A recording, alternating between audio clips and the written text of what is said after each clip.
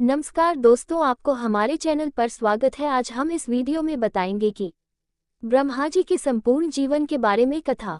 तो आप लोग वीडियो को अंत तक बने रहे और चैनल पर नए हैं तो कृपया चैनल को सब्सक्राइब करें। आइए जानते हैं। ब्रह्मा ब्रह्म नहीं, हिंदू धर्म में एक प्रमुख देवता हैं। ये हिंदुओं के 3 प्रमुख देवताओं ब्रह्मा, विष्णु, महेश में से एक हैं। ब्रह्मा को सृष्टि का रचयिता कहा जाता है। सृष्टि रचयिता से मतलब सिर्फ जीवों की सृष्टि से है। तीनों देवताओं में ब्रह्मा जी का चित्रण प्रथम और सबसे वृद्ध देवता के रूप में किया गया है, लेकिन ब्रह्मा को वह दर्जा प्राप्त नहीं है जो विष्णु और शिव को है। वृद्ध पिता की तरह देव परिवार में इनका स्थान उपेक्षित होता गया। ब्रह्मा जी तो शिव जी के काल में भी थे और राम के काल में उनके पुत्र वशिष्ठ जी के साथ थे। महाभारत काल में भी उन्होंने कृष्ण की मदद की थी। विष्णु से वैष्णव और भागवत धर्म का सूत्रपात्र होता है तो शिव से शैव धर्म का, जबकि ब्रह्मा के हाथों में वेद ग्रंथों का चित्रण किया गया है। उनकी पत्नी गायत्री के हाथों में भी वेद ग्रंथ है। इससे ये सिद्ध होता है कि यह वैदिक धर्म का पालन करते थे। शैव और शाक्त आगम संप्रदायों की तरह ही ब्रह्मा जी की उपासना का भी एक विशिष्ट संप्रदाय है, जो वैखानस संप्रदाय के नाम से प्रसिद्ध है। माध्व संप्रदाय के आदि आचार्य भगवान ब्रह्मा ही माने जाते हैं, इसलिए उडुपी आदि मुख्य मध्वपीठों में इनकी पूजा आराधना की विशेष परंपरा है। देवताओं तथा असुरों की तपस्या में प्रायः सबसे अधिक आराधना इन्हीं की होती है। खैर, आखिर ब्रह्मा को क्यों नहीं पूजा जाता है और क्या माता सरस्वती उनकी पुत्री थी? जानिए ब्रह्मा जी के बारे में ऐसा ही कुछ रहस्य। कौन है ब्रह्मा? ब्रह्मा को विश्व के आद्य सृष्टा, प्रजापति, पितामह तथा हिरण्यगर्भ कहते हैं। पुराणों में जो ब्रह्मा का रूप वर्णित मिलता है वह वैदिक प्रजापति के रूप का विकास है। प्रजापति उसे कहते हैं जिससे प्रजाओं की उत्पत्ति हो, अर्थात जिससे परिवार, कुल और वंश की वृद्धि हो। ब्रह्मा के पुत्रों को भी प्रजापित कहा जाता है। ब्रह्मा जी देवता, दानव तथा सभी जीवों के पितामह हैं। सभी देवता ब्रह्मा जी के पौत्र माने गए हैं, अतः वे पितामह के नाम से प्रसिद्ध हैं। मत्स्य पुराण के अनुसार ब्रह्मा जी के 4 मुख हैं। वे अपने 4 हाथों में क्रमशः वरमुद्रा, अक्षरसूत्र, वेद तथा कमंडलू धारण किए हैं। यदि हम पश्चिमी धर्म का अध्ययन करेंगे तो ब्रह्मा और उनके कुल के संबंध में वहां भी भिन्न रूप में कहानियां मिलेगी जो ब्रह्मा और उनके कुल की कहानी से मिलती जुलती है। प्रारंभ में चून की वंशवृद्धि करना थी और मानव जाति के विस्तार करना था, जो सभी ने आपस में ही संबंध बांधकर सृष्टि रचना का विस्तार किया था। जैसा कि बाइबल में उल्लेख मिलता है कि आदम के पुत्रों और उनके पुत्र पुत्रियों ने आपस में विवाह करके वंश का विस्तार किया था। बाइबल में जिसे उत्पत्ति कथा कहते हैं उसे पुराणों में सृष्टि रचना कथा कहा गया है। ब्रह्मा के पुत्र और पौत्रों के वंश की कथा का विस्तार मिलता है। बहुत से लोग अब्राहम को ब्रह्मा से और नूह को मनु से जोड़कर देखते हैं। कहते हैं कि जब सरस्वती नदी में तूफान शुरू हुआ तब अब्राहम के पिता अपने परिवार के साथ यह क्षेत्र छोड़कर उर प्रदेश में जाकर बस गए थे। इब्राहिम के पिता का नाम तेरह था, जिनकी 3 संतानें अब्राहम, नाहूर और हराम। नूह के दूसरे बेटे शेम की 9वीं पीढ़ी में तेरह हुआ। ब्रह्मा उत्पत्ति कथा। ब्रह्मा की उत्पत्ति जल में उत्पन्न कमल पर हुई।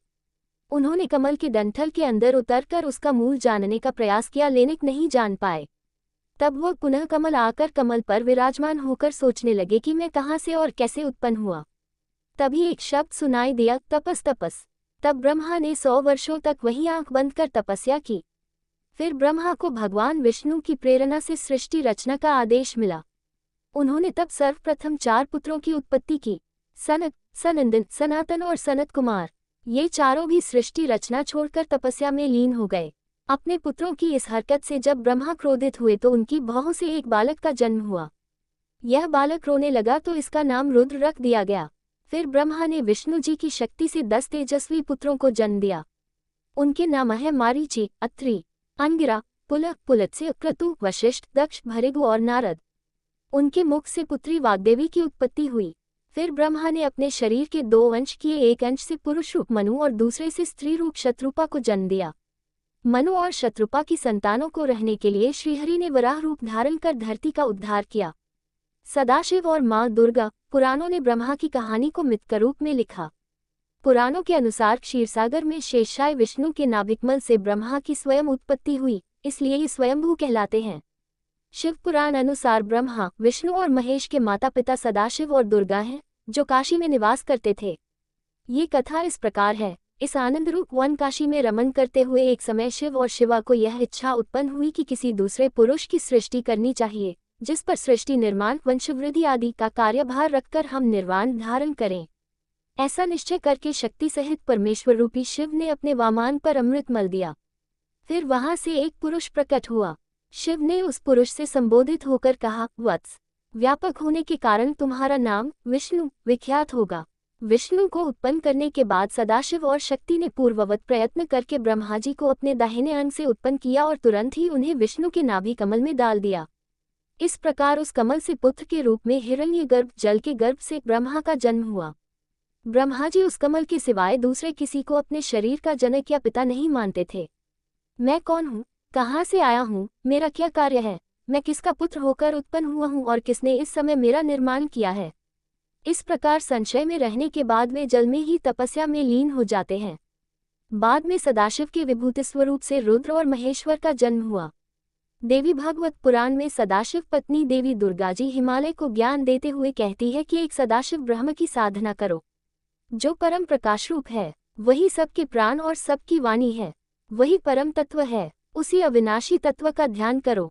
वह ब्रह्म ओंकार स्वरूप है और वह ब्रह्मलोक में स्थित है। ब्रह्मा की पत्नियां सावित्री और गायत्री। ब्रह्मा की पहली पत्नी का नाम सावित्री थी। ब्रह्मा ने एक और स्त्री से विवाह किया था जिसका नाम गायत्री है। जाट इतिहास अनुसार यह गायत्री देवी राजस्थान के पुष्कर की रहने वाली थी, जो वैदिक ज्ञान में पारंगत होने के कारण विख्यात थी। पुष्कर में ब्रह्मा जी को एक यज्ञ करना था और उस वक्त उनकी पत्नी सावित्री उनके साथ नहीं थी। यज्ञ का मुहूर्त निकला जा रहा था। ऐसे में ब्रह्मा जी ने गायत्री से विवाह कर यज्ञ प्रारंभ किया, लेकिन जब सावित्री वहां पहुंची तो उन्होंने बगल में गायत्री को बैठा देखकर ब्रह्मा जी को श्राप दे दिया। माता सरस्वती के बारे में पुराणों में सरस्वती के बारे में भिन्न भिन्न मत मिलते हैं। पुराणों में ब्रह्मा के मानस पुत्रों का जिक्र है, लेकिन सरस्वती जी ब्रह्मा जी की पुत्री रूप से प्रकट हुई ऐसा कहीं भी उल्लेख नहीं मिलता है। एक अन्य पौराणिक उल्लेख अनुसार देवी महालक्ष्मी लक्ष्मी नहीं से जो उनका सत्व प्रधान रूप उत्पन्न हुआ, देवी का वही रूप सरस्वती कहलाया। सरस्वती उत्पत्ति कथा हिंदू धर्म के दो ग्रंथों सरस्वती पुराण और मत्स्य पुराण में सृष्टि के रचयिता ब्रह्मा का सरस्वती से विवाह करने का प्रसंग है, जिसके फलस्वरूप इस धरती के प्रथम मानव मनु का जन्म हुआ। कुछ विद्वान मनु की पत्नी शत्रुपा को ही सरस्वती मानते हैं। सरस्वती को बागीश्वरी, भगवती, शारदा, वीणावादिनी और वाग्देवी सहित अनेक नामों से पूजा जाता है। संगीत की उत्पत्ति करने के कारण वह संगीत की देवी भी हैं। वसंत पंचमी के दिन को इनके जन्मोत्सव के रूप में भी मनाते हैं। सरस्वती उत्पत्ति कथा मत्स्य पुराण अनुसार मत्स्य पुराण में ये कथा थोड़ी सी भिन्न है। मत्स्य पुराण अनुसार ब्रह्मा के 5 सिर थे।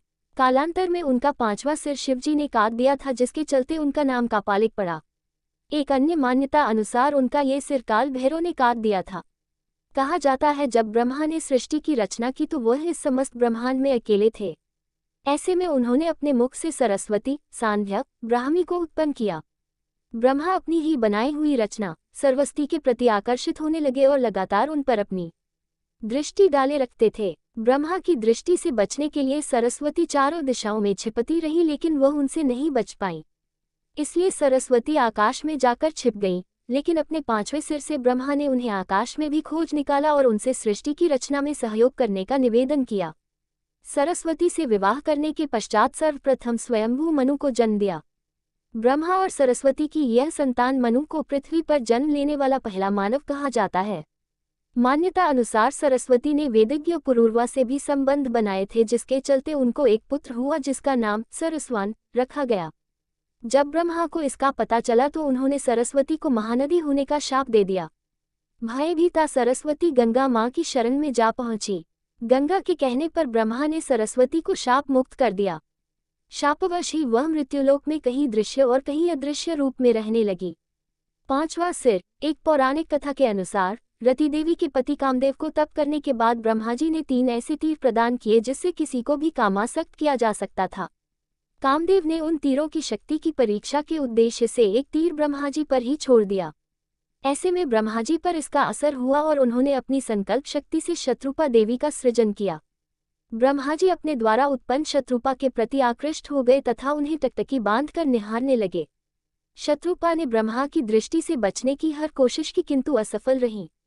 ऐसे में शत्रुपा ऊपर की ओर देखने लगी तो ब्रह्मा जी अपना एक सिर ऊपर की विकसित कर दिया। भगवान शिव ब्रह्मा जी की इस हरकत को देख रहे थे। शिव की दृष्टि में शत्रुपा ब्रह्मा की पुत्री सदृश थी, इसीलिए उन्हें ये घोर पाप लगा। इससे क्रुद्ध होकर शिवजी ने ब्रह्मा का सिर काट डाला। भगवान शिव द्वारा काटा गया 5वां सिर बद्रीनाथ परिक्षेत्र में गिरा। ये स्थान आज ब्रह्म कपाल के रूप में विख्यात है। यहाँ पर लोग अपने पितरों का तर्पण एवं पिंडदान करके उन्हें मोक्ष प्राप्त होने की कामना करते हैं। भगवान शिव ने इसके अतिरिक्त भी ब्रह्मा जी को शाप के रूप में दंड दिया। इस शाप के अनुसार त्रिदेवों में शामिल ब्रह्मा जी की पूजा उपासना नहीं होगी। शिव पुराण के अनुसार ब्रह्मा और शत्रुपा के संयोग से ही स्वयंभू मनु का जन्म हुआ और इन्हीं मनु से मानव की उत्पत्ति हुई। पहला कारण, पुष्कर में ब्रह्मा जी को एक यज्ञ करना था और उस वक्त उनकी पत्नी सावित्री उनके साथ नहीं थी। उनकी पत्नी सावित्री वक्त पर यज्ञ स्थल पर नहीं पहुंच पाई। यज्ञ का समय निकल रहा था, लिहाजा ब्रह्मा जी ने एक स्थानीय ग्वाल बाला गायत्री से शादी कर ली और यज्ञ में बैठ गए। जाट इतिहास अनुसार यह गायत्री देवी राजस्थान के पुष्कर की रहने वाली थी, जो वैदिक ज्ञान में पारंगत होने के कारण विख्यात थी और जाट ही थी। सावित्री थोड़ी देर से पहुंची, लेकिन यज्ञ में अपनी जगह पर किसी और औरत को देखकर गुस्से से पागल हो गईं। उन्होंने ब्रह्मा जी को शाप दिया कि जाओ, इस पृथ्वी लोक में तुम्हारी कहीं पूजा नहीं होगी। सावित्री के इस रूप को देखकर सभी देवता लोग डर गए। उन्होंने उनसे विनती की कि अपना शाप वापस ले लीजिए। जब गुस्सा ठंडा हुआ तो सावित्री ने कहा कि इस धरती पर सिर्फ पुष्कर में आपकी पूजा होगी। कोई भी दूसरा आपका मंदिर बनाएगा तो उसका विनाश हो जाएगा। ब्रह्मा जी ने पुष्कर झील किनारे कार्तिक शुक्ल एकादशी से पूर्णमासी तक यज्ञ किया था, जिसकी स्मृति में अनादिकाल से यहाँ कार्तिक मेला लगता आ रहा है। यहाँ विश्व में ब्रह्मा जी का एकमात्र प्राचीन मंदिर है। मंदिर के पीछे रत्नागिरी पहाड़ पर जमीन तल से 2369 फुट की ऊंचाई पर ब्रह्मा जी की प्रथम पत्नी सावित्री का मंदिर है। झील की उत्पत्ति के बारे में किंवदंती है कि ब्रह्मा जी के हाथ से यहीं पर कमल पुष्प गिरने से जल प्रस्फुटित हुआ, जिससे इस झील का उद्भव हुआ। राजस्थान में अजमेर शहर से 14 किलोमीटर दूर पुष्कर झील है। पुष्कर के उद्भव का वर्णन पद्म पुराण में मिलता है। दूसरा कारण, प्रमुख देवता होने पर भी इनकी पूजा बहुत कम होती है। दूसरा कारण ये कि ब्रह्मांड की थाह लेने के लिए जब भगवान शिव ने विष्णु और ब्रह्मा को भेजा तो ब्रह्मा ने वापस लौटकर शिव से असत्य वचन कहा था। तीसरा कारण, जगत पिता ब्रह्मा जी की काया कांतिमय और मनमोहक थी। उनके मनमोहक रूप को देखकर स्वर्ग अप्सरा मोहिनी नाम कामासक्त हो गई और वह समाधि में लीन ब्रह्मा जी के समीप ही आसन लगाकर बैठ गई। जब ब्रह्मा जी की तांद्रा टूटी तो उन्होंने मोहिनी से पूछा, देवी, आप स्वर्ग का त्याग कर मेरे समीप क्यों बैठी हैं? मोहिनी ने कहा, हे ब्रह्मदेव, मेरा तन और मन आपके प्रति प्रेममत हो रहा है, कृपया आप मेरा प्रेम स्वीकार करें। ब्रह्मजी मोहिनी के काम भाव को दूर करने के लिए उसे नीतिपूर्ण ज्ञान देने लगे, लेकिन मोहिनी ब्रह्मा जी को अपनी ओर आसक्त करने के लिए कामुक अदाओं से रिझाने लगी। ब्रह्मा जी उसके मोहपाश से बचने के लिए अपने इष्ट श्रीहरि को याद करने लगे। उसी समय सप्तऋषियों का ब्रह्मलोक में आगमन हुआ। सप्तऋषियों ने ब्रह्मा जी के समीप मोहिनी को देखकर उनसे पूछा, ये रूपवती अप्सरा आपके साथ क्यों बैठी है? ब्रह्मा जी बोले, यह अप्सरा नृत्य करते करते थक गई थी, विश्राम करने के लिए पुत्री भाव से मेरे समीप बैठी है। सप्तऋषियों ने अपने योग बल से ब्रह्मा जी की मिथ्या भाषा को जान लिया और मुस्कुराकर वहां से प्रस्थान कर गए। ब्रह्मा जी के अपने प्रति ऐसे वचन सुनकर मोहिनी को बहुत गुस्सा आया। मोहिनी बोली, मैं आपसे अपनी काम इच्छाओं की पूर्ति चाहती थी और आपने मुझे पुत्री का दर्जा दिया। अपने मन पर संयम होने का बड़ा घमंड है आपको, तभी आपने मेरे प्रेम को ठुकराया। यदि मैं सच्चे हृदय से आपसे प्रेम करती हूँ तो जगत में आपको पूजा नहीं जाएगा। पुराणों अनुसार ब्रह्मा जी के पुत्र, ब्रह्मा के कितने पुत्र थे ये कहना मुश्किल होगा, क्योंकि पुराणों में इनके पुत्रों की संख्या भिन्न भिन्न बताई गई है। यहाँ प्रस्तुत है प्रमुख पुत्रों के नाम, जिसमें से उनके मानस पुत्र भी थे।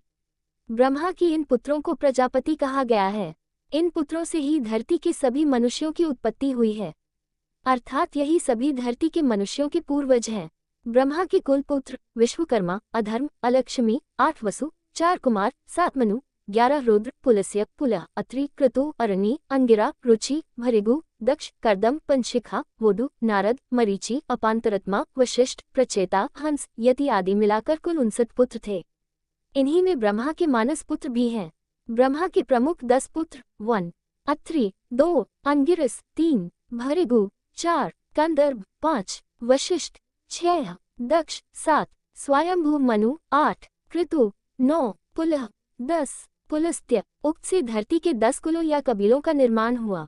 ब्रह्मा के मानस पुत्र 1 मन से मरीचि, 2 नेत्र से अत्रि, 3 मुख से अंगिरस 4, कान से पुलस्त्य 5, नाभि से पुलह 6, हाथ से कृतु 7, त्वचा से भृगु 8, प्राण से वशिष्ठ 9, अंगुष्ठ से दक्ष 10, छाया से कंदर्प 11, बोध से नारद 12, इच्छा से सनक, सनंदन, सनातन और संतक कुमार 13, शरीर से स्वयंभू मनु और शत्रुपा अंत में 14, ध्यान से चित्रगुप्त। नोट: ब्रह्मपुत्र ऋषि भृगु की पुत्री माता लक्ष्मी थी। लक्ष्मी की माता का नाम ख्याति था। महर्षि भृगु विष्णु के श्वशुर, शिव के साओ और राजा दक्ष के भाई थे। दक्ष की पुत्री सती से शिव ने विवाह किया था। पुराणों में ब्रह्मपुत्रों को ब्रह्म आत्मा व जायते पुत्र ही कहा गया है। ब्रह्मा ने सर्वप्रथम जिन 4 सनक, सनंदन, सनातन और सनत कुमार पुत्रों का सृजन किया, उनकी सृष्टि रचना के कार्य में कोई रुचि नहीं थी। वे ब्रह्मचर्य रहकर ब्रह्म तत्व को जानने में ही मगन रहते थे। इन वीतराग पुत्रों के इस निरपेक्ष व्यवहार पर ब्रह्मा को महान क्रोध उत्पन्न हुआ। ब्रह्मा के उस क्रोध से एक प्रचंड ज्योति ने जन्म लिया। उस समय क्रोध से जलते ब्रह्मा के मस्तक से अर्धनारीश्वर रुद्र उत्पन्न हुआ। ब्रह्मा ने उस अर्धनारीश्वर रुद्र को स्त्री और पुरुष 2 भागों में विभक्त कर दिया। पुरुष का नाम का और स्त्री का नाम य रखा। प्रजापत्य कल्प में ब्रह्मा ने रुद्र रूप को ही स्वयंभू मनु और स्त्री रूप में शत्रुपा को प्रकट किया। इन दोनों ने ही प्रियव्रत, उत्तानपाद, प्रसूति और आकुति नाम की संतानों को जन्म दिया। फिर आकुति का विवाह रुचि से और प्रसूति का विवाह दक्ष से किया गया। दक्ष ने प्रसूति से 24 कन्याओं को जन्म दिया। इसके नाम श्रद्धा, लक्ष्मी, पुष्टि, धुति, तुष्टि, मेधा, क्रिया, बुद्धि, लज्जा, वपु, शांति, रिद्धि और कीर्ति है। 13 का विवाह धर्म से किया और फिर भृगु से ख्याति का, शिव से सती का, मरीचि से संभूति का, अंगिरा से स्मृति का, पुलस्त्य से प्रीति का, पुलह से क्षमा का, कृति से सन्नति का, अत्रि से अनसूया का, वशिष्ठ से ऊर्जा का, वहाव से स्वाहा का तथा पितरों से स्वधा का विवाह किया। आगे आने वाली सृष्टि इन्हीं से विकसित हुई। भागवतादि पुराणों के अनुसार भगवान रुद्र भी ब्रह्माजी के ललाट से उत्पन्न हुए। मानव सृष्टि के मूल महाराज मनु उनके दक्षिण भाग से उत्पन्न हुए और वाम भाग से शत्रुपा की उत्पत्ति हुई। स्वयंभू मनु और महारानी शत्रुपा से मैथुरी सृष्टि प्रारंभ हुई। ब्रह्मा की उम्र, ब्रह्माजी की आयु 100 वर्षों की है, लेकिन ये 100 वर्ष मनुष्यों के 100 वर्ष नहीं है। दरअसल मनुष्यों के 1 साल 365 दिन के बराबर देवताओं का 1 दिन होता है। उत्तरायण उनका दिन और दक्षिणायन उनकी रात है। वैसे ही देवताओं के 1 वर्ष के बराबर ब्रह्माजी का 1 दिन होता है। श्रीमद्भागवत गीता में भगवान कृष्ण ने ब्रह्मा के दिन को मनुष्यों के 1000 चतुर्युग के बराबर बताया है और रात भी उतनी ही लंबी। भगवान ब्रह्मा ने कल्प के प्रारंभ में मनुष्यों का और जीवन का निर्माण किया। तब उनकी रात्रि होगी, तब धरती पर प्रलय की शुरुआत होगी और सभी कुछ शून्य हो जाएगा। फिर जब पुनः ब्रह्मा का दिन प्रारंभ होगा, तब फिर सृष्टि का निर्माण होगा। अभी 28वें वैवस्वत मनु और 14वें ही इंद्र का राज्य चल रहा है। इसके मुताबिक ब्रह्माजी की उम्र अभी 13 दिन हुई है और 14वां दिन चालू है। अब इस लिहाज से अगर 100 वर्षों की उनकी उम्र मानी जाए तो उनकी उम्र तो अभी बहुत लंबी है। ब्रह्माजी ब्रह्मलोक में रहते हैं। 18 1 वर्ष इक्वल्स देवताओं का 1 दिन, जिसे दिव्य वर्ष कहते हैं। 19 12,000 दिव्य वर्ष इक्वल्स 1 महायुग, चारों युगों को मिलाकर 1 महायुग। 20 71 महायुग इक्वल्स 1 मनवंतर, लगभग 30,84,48,000 मानव वर्ष बाद प्रलय काल। 21 14 मनवंतर इक्वल्स 1 कल्प। 22 1 कल्प इक्वल्स ब्रह्मा का 1 दिन। ब्रह्मा का 1 दिन बीतने के बाद महाप्रलय होती है और फिर इतनी ही लंबी रात्रि होती है। इस दिन और रात्रि के आकलन से उनकी आयु 100 वर्ष होती है। उनकी आधी आयु निकल चुकी है और शेष में से यह प्रथम कल्प है। महत्कल्प, हिरण्यगर्भ कल्प, ब्रह्मकल्प, पद्मकल्प बीत चुका है। ये वराह कल्प चल रहा है। वराह कल्प की शुरुआत विष्णु के नील वराह अवतार से होती है। इस कल्प में ब्रह्मा ने सृष्टि की फिर से शुरुआत की थी। तारांकन मनवंतर की अवधि, विष्णु पुराण के अनुसार मनवंतर की अवधि 71 चतुर्युगी के बराबर होती है। इसके अलावा कुछ अतिरिक्त वर्ष भी जोड़े जाते हैं। 1 मनवंतर इक्वल्स 71 चतुर्युगी इक्वल्स 8,52,000 दिव्य वर्ष इक्वल्स 30,67,20,000 मानव वर्ष। नोट: इस कल्प में 6 मनवंतर अपनी संध्याओं समेत निकल चुके। अब 7वां मनवंतर काल चल रहा है, जिसे वैवस्वत मनु की संतानों का काल माना जाता है। 27वां चतुर्युगी बीत चुका है। वर्तमान में यह 28वें चतुर्युगी का कृतयुग बीत चुका है और यह कलियुग चल रहा है। क्या ब्रह्मा ने बनाए थे विशालकाय मानव? हम इस खबर की पुष्टि नहीं करते हैं। फेसबुक पर मिली खबर के अनुसार भारत के उत्तरी क्षेत्र में खुदाई के समय नेशनल ज्योग्राफिक भारतीय प्रभाग को 22 फुट का विशाल नरकंकाल मिला है। उत्तर के रेगिस्तानी इलाके में एम्प्ट क्षेत्र के नाम से जाना जाने वाला यह क्षेत्र सेना के नियंत्रण में है। ये वही इलाका है जहां से कभी प्राचीन काल में सरस्वती नदी बहती थी। इसके अलावा यहां खुदाई करने पर टीम को कुछ शिलालेख भी मिले जिसमें ब्राह्मी लिपि में कुछ अंकित है। इस भाषा का विशेषज्ञों ने अनुवाद किया। इसमें लिखा है कि ब्रह्मा ने मनुष्यों में शांति स्थापित करने के लिए विशेष आकार के विशालकाय मनुष्यों की रचना की थी। विशेष आकार के मनुष्यों की रचना एक ही बार हुई थी। ये लोग काफी शक्तिशाली होते थे और पेड़ तक को अपनी भुजाओं से उखाड़ सकते थे। लेकिन इन लोगों ने अपनी शक्ति का दुरुपयोग करना शुरू कर दिया और आपस में लड़ने के बाद देवताओं को ही चुनौती देने लगे। अंत में भगवान शंकर ने सभी को मार डाला और उसके बाद ऐसे लोगों की रचना फिर नहीं की गई। ब्रह्मा के वरदान। अक्सर देवतासुर और दैत्य असुर प्रतिद्वंदिता के चलते अपनी शक्ति बढ़ाने के लिए ब्रह्मा की तपस्या करके उनसे अजर अमर होना का वरदान प्राप्त करते रहते हैं।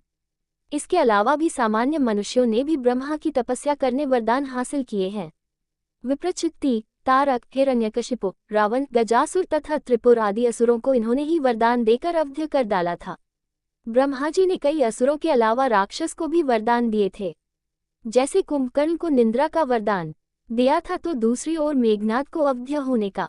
इंद्र को छोड़ने के बदले मेघनाद ने ब्रह्मा से अमरता का वरदान मांगा। ब्रह्मा ने अमरता देने से मना कर दिया, लेकिन उसे वरदान दिया कि कोई भी युद्ध में मेघनाद को नहीं हरा सकता। लेकिन इस पर भी एक शर्त रखी कि हर युद्ध से पहले उसे अपने प्रत्यांगिरा देवी के लिए यज्ञ करना पड़ेगा। साथ ही ब्रह्मा ने मेघनाद को इंद्रजीत नाम भी दिया। विभीषण को सदैव धर्म के मार्ग पर चलने का वरदान दिया था। रावण को भी ब्रह्मा से वरदान मिला था। उसने यह वरदान मांगा था कि मुझे कोई देव, दैत्य, दानव और राक्षस नहीं मार सके। उसने मानव और वानर का नाम इसलिए नहीं लिया क्योंकि इन्हें वह तुच्छ समझता था। हिरण्याक्ष और हिरण्यकश्यप को भी ब्रह्मा ने उनके अनुसार अजर अमर होने के वरदान दिया था। दोनों के वरदान की कहानी प्रसिद्ध है। दारुक, ब्रह्म और आर्म, महिषासुर, शुंभ, निशुंभ, चंड, मुंड, रक्तबीज आदि को वरदान दिए थे। ब्रह्मा जी ने कामदेव को भी वरदान दिया था। इस तरह देखा जाए तो ब्रह्मा के वरदानों की जितनी लंबी लिस्ट है उतनी ही उनके शापों की भी है। वीडियो अच्छा लगा तो कृपया वीडियो को लाइक, शेयर और चैनल पर नए हैं तो कृपया चैनल को सब्सक्राइब करें। धन्यवाद।